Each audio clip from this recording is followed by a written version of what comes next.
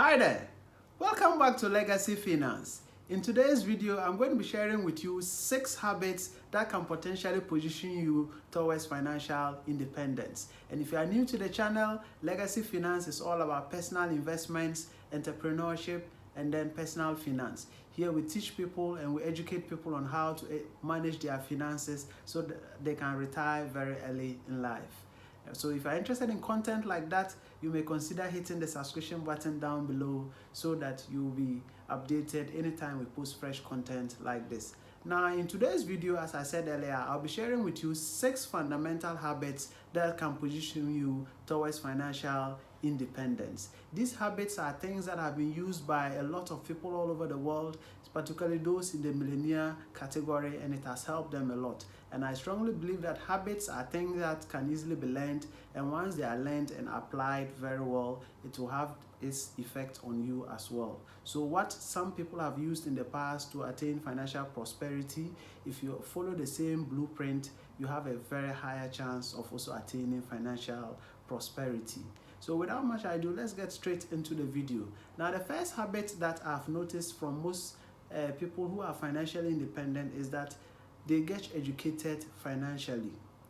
They become financial literates. What do I mean by this? Now, if you look at our general educational system, we are not usually taught about finances. We are not educated on finances, how to acquire money, how to manage the money, and how to even grow that money. That is something that is lacking in our educational system. So you have graduates who have gone through the educational system, they have excelled very well, they are very knowledgeable, but when it comes to finances, they are very inadequate in that area. So one of the things that you can do for yourself is to educate yourself financially. Educate yourself financially. Now, as part of your financial education, you should be reading books that are centered around finances. Okay, that's one way you can get educated financially. The other way you can get educated financially is to attend seminars and workshops that are related to financial education. So you can make it a pledge that in a year you attend at least 1 or 2 financial seminars, and then in a year you can make it a commitment that you read at least 5 financial related books. This way you'll be educating yourself and you become more conversant with how to manage your money, how to acquire your money, and how to increase your money as well. Now, as part of the financial education, you also get to know about something called assets and liabilities. One of the major financial problems most of us, as we do not know the fundamental differences between just these 2 things, asset and liability. Okay, so the asset simply is anything that puts money into your pocket, and the liability takes money away from your pocket. So if you are very well educated financially, you get to know the differences, so that anything that you are buying, you question yourself, is this an asset? Is it a liability? How is this going to help me in the long run? So that you don't end up buying things that you don't really need, or things that will not add any extra income to you just so that you please people, or just for the fancy of it. So it's very important that you get educated financially. If you take the likes of the millionaires that we all know, most of them, this is one of the fundamental habits that they acquired, getting educated financially. All right, now let's get to the second habit. The second habit is what I call choosing the right profession or vocation. Why does this matter? I'll explain that in a bit. Now, aside sleep and the life partner you spend time with, one of the places that you spend a lot of time with is your workspace or your work environment. Most of us work in an 8-hour job, meaning that 8 hours or 1/3 of your day is spent at the workspace. Now imagine working in a work environment that you are not so happy with. Working in a work environment that you are not so pleased with. Just look at that. So it means that you go to work, you are not happy, you are just waiting for the 5 o'clock time to reach so that you can close from work and return to work. And when you are sleeping and the alarm rings prompting you to prepare for work, then you are not happy. And this goes a long way to affect your output at the workspace.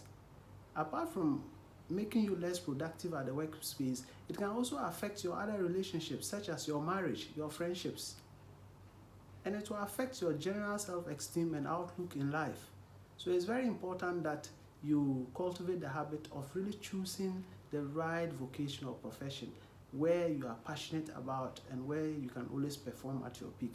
And trust me, when you make this decision right, you will not even see the work as work again. You see it as one of your hobbies, and you will always be at your peak performance. And in that case, you are not even working for the money again, you are working for the passion of it. And things that are done out of passion have the potential of bringing very huge returns too as well. So one of the habits I've noticed is that most financially independent people choose the right vocation, the right profession to go into so that they can enhance their finances over the long time. Now let's dive into the third habit that most financially independent people have that we can also learn from so that it will position us towards financial independence. And that is, they marry the right life partner. They choose the right life partner. As I mentioned earlier, aside the fact that you spend 8 hours at a workspace, you also spend a lot of time in the house too. And who do you spend this time with? You spend it with no other person than your life partner. Life comes with a lot of challenges, and it becomes difficult to journey through these challenges all by yourself. You need someone that will stand solidly behind you, someone that will cheer you up, someone that will be there for you as and when you need them. And that is where the issue of a life partner becomes very important and crucial. Some people close from work and they are afraid to go back home. That is because of the life partner they have in the house waiting for them. However, some people also close from work and they're so excited to go home. What is the difference here? The difference is in the life partner that you marry. Some people close from work and the next place is to go to a friend's place or to visit a drinking spot. That is because what is waiting for them in the house is worse off than sitting at the drinking spot. So make sure that you cultivate this habit of engaging yourself with the right life partner. It will help you a lot, and it will help advance you towards financial prosperity. Now let's dive into the next point. The next thing is, apart from financially independent, apart from just choosing the right profession, they also invest a lot of time into mastering their craft or the work that they do. They invest a lot of time. They take their time to learn all that it takes to be in the particular craft that they are involved in. If it is that they need to acquire new skills, then they are always ready to do that. Whatever it takes for them to master this craft or this skill, then they are always ready to invest the necessary time into it. Now, this serves 3 major benefits. 1, it makes you very productive at work. It makes you very productive at work. You're able to get your work done in very little time as compared to someone who has not invested in mastering their craft. The other thing is, it helps you to negotiate for a higher salary as and when the situation demands. If you are that good at what you do, it becomes easier for your employer to easily increase your salary for you. And the third thing is, it makes you really happy and you really enjoy doing the work that you are doing. So what I found is that people who are financially independent, they spend a lot of time in mastering their craft.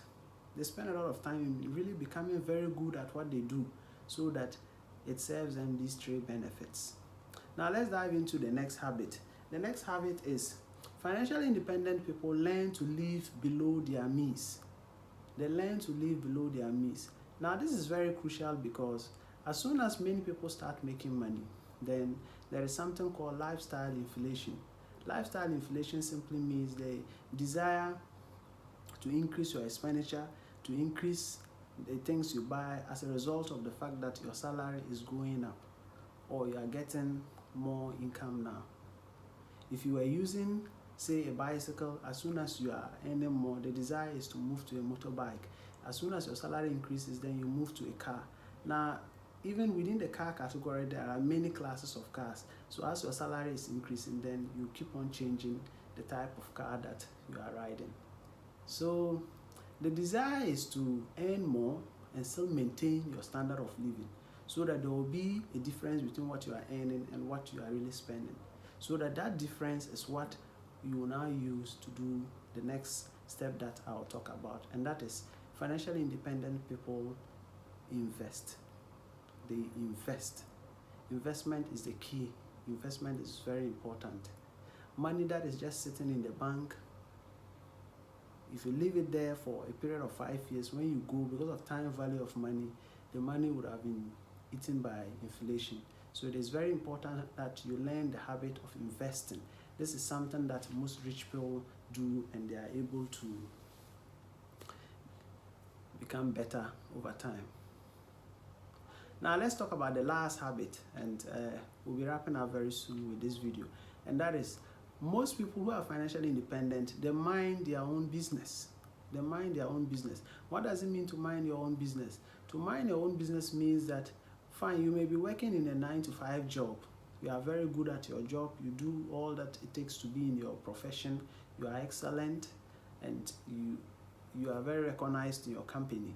Then the profits that you are making from there, you are investing it. Aside doing these things too, you also spend a lot of time thinking of your own brilliant ideas, how you can start up your own enterprise. That is the meaning of minding your own business. They run a program that will help them eventually leave the workspace to start their own enterprise. And that is the meaning of minding your own business. Now, this is something that is not a major requirement for you to be financially independent, but most people who work in a 9-to-5 job also spend some time looking at how they can one day eventually establish their own company so that they can start running their own business. However, you don't need to necessarily have this habit. You can work in a normal 9-to-5 job. If you are that very good, your salary is good, then you can eventually become financially independent from that. So friends, these are the habits that I've wished to share with you so that we can all learn from this, so that we become better financially over time. And if you have really gotten some value out of this video, I encourage you to hit the like button, subscribe if you are new, so that these things go a long way to help us promote the channel and to grow the channel as well. Thank you very much for your time, and God bless you.